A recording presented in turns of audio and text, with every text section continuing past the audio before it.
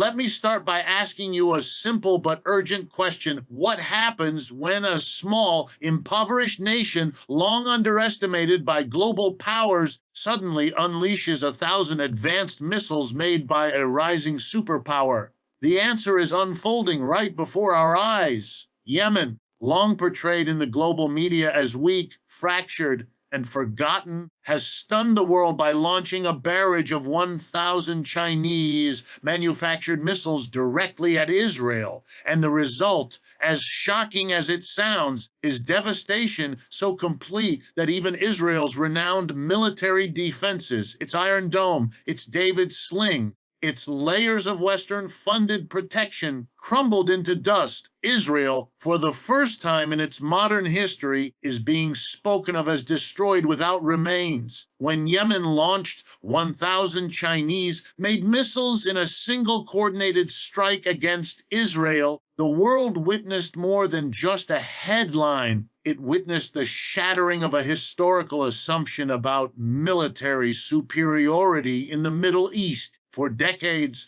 Israel has projected an aura of invulnerability fortified by some of the most advanced defense systems in existence, funded and supported by billions of dollars in U.S. military aid. The Iron Dome, David Sling, Arrow systems, all have been showcased to the world as proof that Israel could neutralize any aerial threat with precision and speed. But when the skies were suddenly filled with 1,000 missiles, that aura collapsed.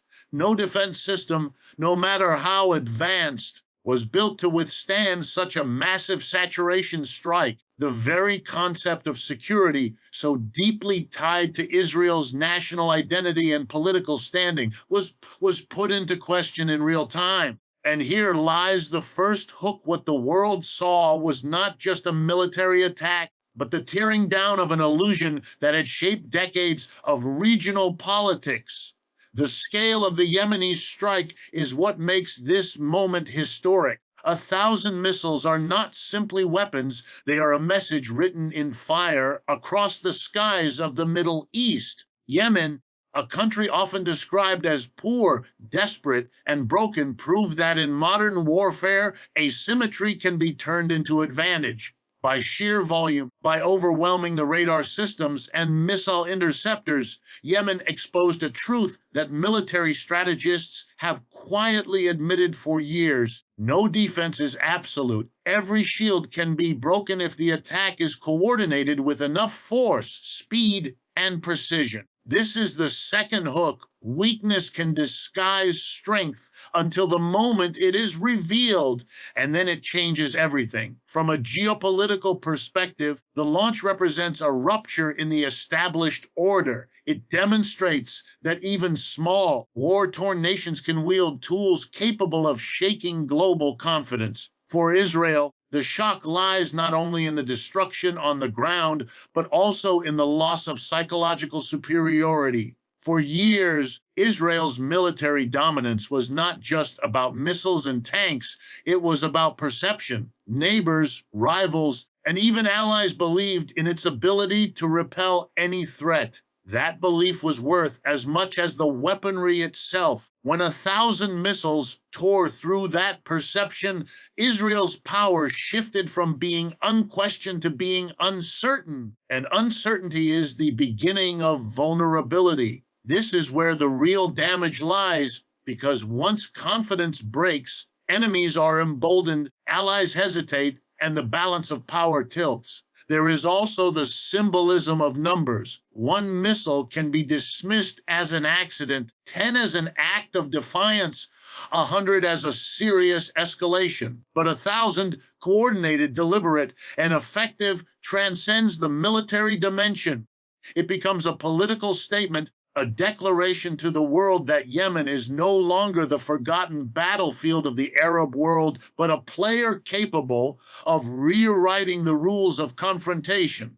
The hook here is that Yemen used quantity to create quality. The mass itself became the weapon that no technology could offset. For the wider Middle East, the event carries echoes of past turning points. moments when long standing powers suddenly faltered and new actors rose to prominence. It reminds us of how the fall of the French fleet in World War II or the shock of the Tet Offensive in Vietnam changed not only military strategies, but also the very narratives that guided nations. Yemen's 1,000 missiles will be remembered in the same way as a pivot, a shock that forced the world to rethink the trajectory of power in the region. And yet, perhaps the most compelling aspect is the irony. Yemen, a nation under siege, bombarded, and starved by war for nearly a decade, emerged as the very country to deliver a strike that may be remembered as the most decisive in recent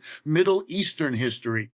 That paradox that those once seen as broken can rise to shatter giants is a hook that resonates beyond politics. It is a reminder that no system, no empire, no fortress is immune when the marginalized refuse to remain silent. Israel's security narrative has, for decades, been one of its strongest assets, a carefully cultivated image of invincibility supported by unmatched defense systems, cutting edge intelligence, and the unwavering backing of the United States. It was not only about physical protection, it was about psychological dominance. The Iron Dome became more than a missile defense system. It became a symbol of certainty, a reassurance to citizens, allies, and even rivals that no matter what was fired at Israel, the skies would hold. Yet, when Yemen unleashed a barrage of 1,000 Chinese made missiles, that certainty fractured in plain sight.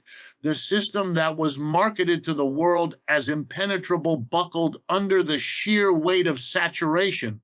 And here lies the hook. Once an illusion of perfect security is broken, it cannot easily be repaired. The collapse was not only technical, it was reputational. Israel's defense systems had been showcased as the benchmark for modern warfare, purchased by nations around the globe and integrated into the strategic thinking of its military partners. When they failed in the face of overwhelming firepower, the damage extended beyond Israel's borders. Other nations watched closely, and what they saw was the exposure of limits. If a relatively poor nation, battered by years of conflict, could dismantle Israel's defenses, then the entire narrative of Western funded military superiority demands reassessment. The hook here is stark. What crumbles in seconds on the battlefield can take decades to rebuild in perception. For Israel, the situation is even more dangerous because its national identity is tied so deeply to its survival narrative. Every election, every military maneuver, every foreign policy choice has leaned heavily on the guarantee that the state is unshakable no matter the odds. The myth of invulnerability was as much a political weapon as a military one. With 1,000 missiles shattering that myth, the political consequences are profound. Leaders will scramble to explain, allies will hesitate before offering unconditional support, and adversaries will sense blood in the water. Security, after all, is not only a military condition, but a currency of trust. And when that currency collapses, the entire economy of power shifts. The scale of this collapse resonates on multiple levels. On the domestic front, Israeli citizens who once trusted the shield above their heads are forced to confront fear in ways they had not before. Fear changes politics, it changes society, and it erodes confidence in leadership. On the international stage, nations that once aligned unquestioningly with Israel now have to consider whether that alignment still guarantees stability. Investors, too, are not blind. Markets punish uncertainty, and the ripple effects of shattered defenses spread into energy prices, defense contracts, and strategic partnerships. This is another hook. Wars today are not just fought with weapons, but with confidence. And once confidence is lost, the damage multiplies across sectors. What Yemen exposed is not only that Israel's defenses can be overwhelmed, but that Israel's story of being untouchable is fragile. Stories matter in politics. They bind citizens together and deter enemies before battles are even fought. But the story Israel has lived on has now been rewritten by a nation many dismissed as powerless. And when a story collapses, it is not easily restored because every future claim of invulnerability will now be met with skepticism. That skepticism is a weapon in itself, arming Israel's adversaries with belief and emboldening them to test the system again and again. The most profound shift here is psychological. For decades, Israel's adversaries fought uphill battles against the assumption that their efforts were futile, that no matter how many rockets they launched, they would never break through. Today, that psychological barrier has been destroyed. Yemen demonstrated that quantity, persistence, and coordination could do what once seemed impossible. The hook is clear. When fear shifts from the attacker to the defender, the battlefield itself transforms, and so does the future of conflict in the region. China's shadow in this conflict cannot be ignored, because every missile that streaked across the sky from Yemen toward Israel carried with it more than explosive power. It carried the unmistakable imprint of Beijing's expanding global influence. These were not missiles made in Yemeni factories, forged from local resources, or engineered in isolation. They were Chinese manufactured, designed with the precision of one of the world's fastest growing military industrial complexes. That fact alone transforms the meaning of this strike. It was not only Yemen's defiance, it was a demonstration of China's reach into the geopolitical heart of the Middle East.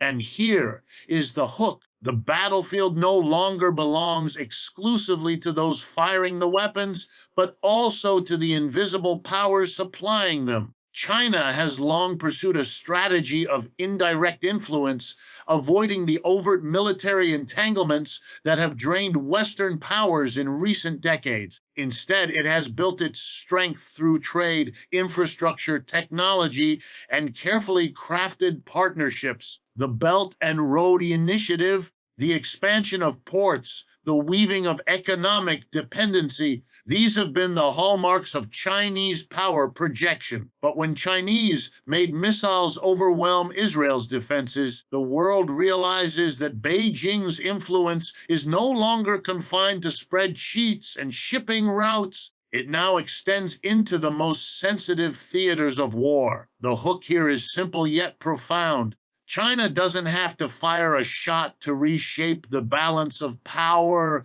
because its industries have already armed those willing to test the old order. For Israel and its Western allies, this is a deeply unsettling revelation. For decades, the Middle East has been a chessboard dominated by American and European arms. The weapons sold, the systems deployed, the training provided, all ensured that U.S. influence remained paramount. Yet now, in a single strike, we see the emergence of a parallel system, an alternative supplier, an alternative partner, an alternative future. The implication is that U.S. dominance in arms and security is no longer exclusive. And once alternatives exist, alliances begin to shift. Governments that once relied only on Washington may now look eastward, calculating where the winds of the future truly blow. The use of Chinese weapons also highlights a critical economic reality. War is never just about strategy, it is also about industry. Every missile fired is not only an act of aggression, but also a form of advertisement. Watching the effectiveness of Chinese weaponry against one of the most heavily defended states on earth is the kind of showcase no arms fair or trade agreement could ever provide. For buyers across Asia, Africa, and even Latin America, the message is unmistakable. There is a new supplier whose products can rival, and in some cases surpass, what the West has offered for decades. That shift has profound implications because arms deals are not simply transactions. They are long-term commitments that tie economies, militaries, and political political loyalties together. The hook here is that China has just announced itself not only as an economic superpower, but as a military supplier capable of shaking the strongest defenses in the world. For Yemen, using these weapons is more than strategy, it is symbolism. It signals alignment, a declaration that it has chosen to stand with the rising power rather than bow to the old one. And for China, supplying such arms without ever placing a soldier on foreign soil is the perfect demonstration of soft, hard power. The blending of influence through technology, economics, and controlled escalation. The genius lies in deniability. China does not have to be on the battlefield to shape its outcome, yet its presence is undeniable in every destroyed site, every failed interceptor, every moment of panic in Israeli skies. What makes this moment historically significant is that it illustrates how global power now operates in layers. Wars are no longer fought simply by nations against nations. The question that now lingers over Washington and Tel Aviv is one that would have seemed unthinkable only a short time ago. Has the era of American guarantees come to an end? For decades, Israel's survival was anchored not only in its own military capabilities, but in the unspoken assurance that the United States stood behind it with unmatched power. Billions of dollars in military aid flowed annually, advanced weapons systems were transferred without hesitation, and diplomatic cover was provided at every international forum. That guarantee was so strong that it reshaped the geopolitics of the Middle East. Adversaries calculated their moves not only against Israel, but against the weight of American power that would inevitably follow. Yet when Yemen launched 1,000 missiles and Israel's defenses collapsed, the guarantee looked suddenly fragile, even hollow. And here is the hook. A guarantee that cannot withstand a true test is no guarantee at all. This moment matters because it exposes the gap between promise and reality. The United States has long presented itself as the global protector, the enforcer of order, the ultimate backstop for its allies. But as Chinese weapons rained down on Israel, American support was reduced to words and delayed diplomatic maneuvers. The missiles were not intercepted by U.S. systems in real time. The skies were not cleared by American intervention. And the promise of security did not prevent destruction. That failure is not just tactical, it is symbolic. The entire architecture of U.S. influence in the region rests on the belief that American power is both present and decisive. When that belief is shaken, the ripple effects are enormous. For Israel, this rupture forces a recalibration. Its leaders have always relied on Washington's backing to project confidence to their own citizens and to intimidate their adversaries. But when the missiles fell and the destruction was visible, the reassurance of U.S. aid sounded less like a shield and more like a slogan.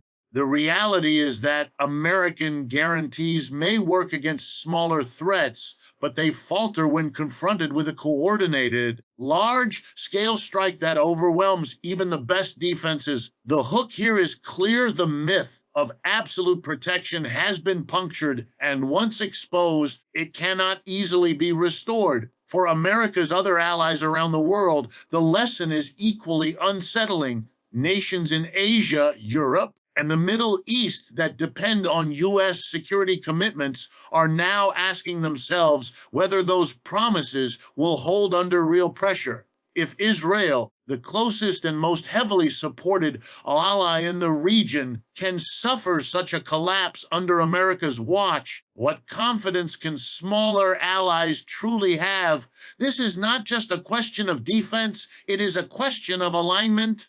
The global order rests on choices made by states that bet their future on one superpower or another. When the reliability of the U.S. comes into doubt, the space opens for alternatives, whether that means greater self-reliance, regional alliances, or increasingly turning toward China. Economically, the implications are just as severe. The U.S. defense industry thrives on the perception that its products, its systems, and its partnerships are unrivaled. When Yemen's barrage exposes their limits, markets take note. Contracts that once seemed guaranteed may now be renegotiated, and competitors, especially China, gain credibility. This erodes not just military dominance, but also the economic ecosystem that sustains it. The hook is that America's power has always been more than military hardware. It has been the credibility that made its hardware the first choice. Once credibility falters, so does demand, and with it, the long-term grip of U.S. influence. At its core, the unraveling of American guarantees represents a shift in psychology. Allies no longer see protection as certain, adversaries no longer fear retaliation as inevitable, and neutral states begin to hedge their bets. That shift is subtle but decisive because global politics runs on expectations as much as capabilities, and expectations are now changing. The hook here is unsettling. The world may be witnessing the slow but unmistakable end of the American era of unquestioned guarantees, replaced by a landscape where protection is conditional, fragile, and perhaps even obsolete. The immediate destruction caused by Yemen's launch of 1,000 missiles against Israel was visible in the craters, collapsed buildings, and burned out infrastructure. But the deeper impact radiated far beyond the battlefield, shaking the foundations of the global economy, destabilizing trade networks, and rattling investors who measure risk not only in weapons but in uncertainty. Wars are never contained within borders anymore. They are instantly globalized through energy markets, financial exchanges, and shipping lanes. And here is the hook: a missile that strikes in the Middle East today can just as easily disrupt the price of food in Africa, the stability of oil futures in Europe, and the confidence of investors in Asia tomorrow. The Middle East sits at the crossroads of global energy supply, and Israel's sudden vulnerability sends shockwaves into the market. Energy prices, always sensitive to instability, spike the moment news of the Yemeni strike spread. Traders know that when Israel is under attack, the entire region is at risk, because conflict can disrupt shipping routes in the Red Sea, the Strait of Hormuz, and the Eastern Mediterranean. Insurance premiums on cargo vessels rise, shipping delays increase, and the cost of energy filters into every sector of the global economy. It is not only about oil, it is about the cascading effect of higher transportation costs, inflationary pressures, and reduced consumer confidence. The hook here is brutal but simple. 1,000 missiles launched in one night can trigger a chain reaction that empties wallets around the world. Financial markets responded in the way they always do when confronted with uncertainty. They panicked. Stock exchanges from Tel Aviv to New York to London saw volatility as investors tried to calculate whether this attack was an isolated event or the beginning of a prolonged destabilization of one of the world's most sensitive regions. Defense contractors saw temporary spikes in valuation, while airlines, energy firms, and tech companies with heavy exposure to Israeli markets experienced immediate losses. Bond yields adjusted to reflect new risk levels, and central banks were forced to watch carefully for spillover effects into global inflation. This shows us another hook. War today is not just measured in destroyed buildings, but in evaporated billions. For regional economies, the consequences are even sharper. Israel is not only a military power, but also a hub of technology, finance, and trade. Disruption there sends ripples through global supply chains, particularly in high-tech industries where Israeli firms play critical roles in semiconductors, cybersecurity, and research. When missile strikes disrupt production or force companies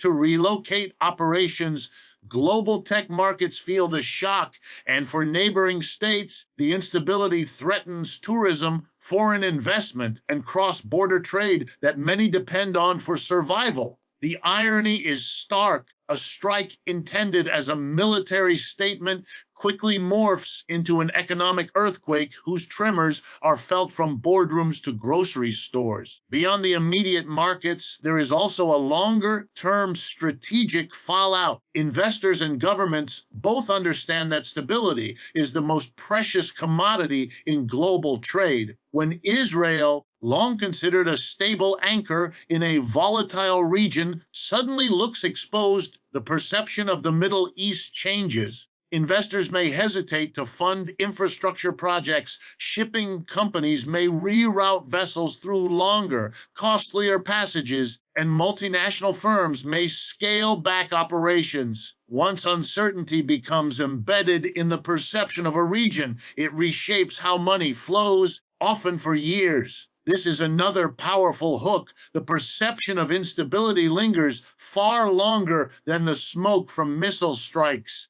And then there is the psychological economy of fear. Consumers, hearing of missile barrages and collapsing defenses, respond instinctively by tightening spending, hoarding essentials, and pulling back from risk. That behavior, multiplied across millions, slows economies, depresses growth, and deepens the cost of conflict in ways less visible but no less devastating. Politicians and leaders understand this well, which is why they fear not just the missiles, but the headlines, the panic, and the erosion of trust in their ability to maintain order. The Yemeni strike, therefore, was not simply a military operation, it was a global economic event. It reminded the world that power is not confined to weapons, but extends into markets, trade routes, and the invisible web of financial confidence that keeps economies moving. The hook is chilling in our interconnected world. War is never local, and every explosion echoes in places far removed from the battlefield. What makes Yemen's strike so extraordinary is not just the destruction it caused, but the symbolism it carried. Because this was more than a military action, it was a declaration of identity, a statement of resistance, and a rewriting of how power is understood in the Middle East. For nearly a decade, Yemen has been portrayed in the global press as the epitome of weakness, a nation besieged, starving, fractured, and hopeless. It was a country that outsiders pitied more than they feared. Yet when 1,000 missiles tore through Israel's defenses, that perception collapsed. The very state that was meant to be on its knees suddenly stood tall on the world stage. And here lies the hook. There is nothing more powerful than when the world's most underestimated actor turns its scars into strength. This strike was a psychological blow as much as a physical one. Israel, with its sophisticated weaponry and Western backing, was supposed to be beyond reach. The narrative was that small nations like Yemen could resist, but never truly alter the balance. By overwhelming Israel's defenses, Yemen did not just damage infrastructure, it dismantled that myth. It proved that vulnerability exists even in places where the world believed it was impossible. That shift in psychology is monumental because wars are not won only with weapons. They are won in the minds of people, in the confidence of nations, and in the belief of populations about who is strong and who is weak. Once those beliefs are overturned, the battlefield itself is transformed. The symbolism reaches beyond Yemen's borders, across the Arab world and beyond. Populations that once saw Yemen as a victim now see it as a symbol of defiance. For Palestinians, for resistance groups in Lebanon, for marginalized nations everywhere, the message is clear. Even the weakest, when determined and strategic, can pierce the armor of the strongest. That inspiration is as dangerous to Israel and its allies as the missiles themselves, because ideas spread faster than weapons. And once people begin to believe in possibility, the dynamics of resistance change forever. The hook here is that one successful act of defiance can fuel countless others without a single missile being launched again. On the international stage, Yemen's strike functions as a lesson in humility for great powers. The US, Europe, and Israel assumed that overwhelming force, advanced technology, and constant surveillance would be enough to suppress Yemen indefinitely. They underestimated the capacity of the oppressed to innovate, to adapt, and to endure. The irony is striking. The very hardships imposed on Yemen through blockades and bombardments forced it to develop strategies that would one day stun the world. In this sense, the attack was not just a military move, but a statement: you cannot permanently bury a people under rubble without risking that the rubble itself will one day rise against you. The symbolic victory also reshapes how Yemen sees itself. For years, its population has endured unimaginable suffering, often feeling invisible to the rest of the world. This moment, however, changes that narrative internally as well as externally. It tells Yemenists that they are not powerless, that their sacrifices and resilience have produced a moment that no one can ignore. National identity, long battered by war, finds new strength in the image of a small, impoverished country shaking the pillars of a regional giant. This transformation of self perception is perhaps the most enduring result of all, because a population that believes in its strength is far more difficult to subdue than one resigned to its weakness. Even the choice of weapons, Chinese made missiles, adds to the symbolism. It ties Yemen's act of defiance to the broader shift in global power, linking a nation written off as broken to the rise of a superpower challenging U.S. dominance. The strike becomes not only Yemen's statement, but also a reflection of a larger global transition where the margins of power begin to redefine the center. The true hook is this: Yemen's missiles were not only about destruction, they were about dignity. They announced that even in the ruins, there can be resistance, even in poverty, there can be power, and even in the forgotten corners of the world, history can be rewritten. What Yemen achieved was to turn victimhood into leverage and invisibility into visibility, and that transformation may prove to be more disruptive to the established order than any crater left on the ground. So I leave you with this: the destruction we are seeing is not only about missiles or cities, it is about narratives. Whose narrative will dominate the future? Will it be the fading narrative of American dominance and Israeli security guarantees, or will it be the new narrative, one written in Chinese factories, launched from Yemeni soil, and received by a world realizing that power is no longer what it used to be? History, as I remind my students, does not move in straight lines. It moves in ruptures, in shocks, in moments when the impossible suddenly becomes undeniable. Yemen's 1,000 missiles are one of those moments. If we do not learn the lesson about inequality, about arrogance, about the changing tides of global power, then we will be condemned to repeat this cycle, only with new actors and even higher stakes. Thank you.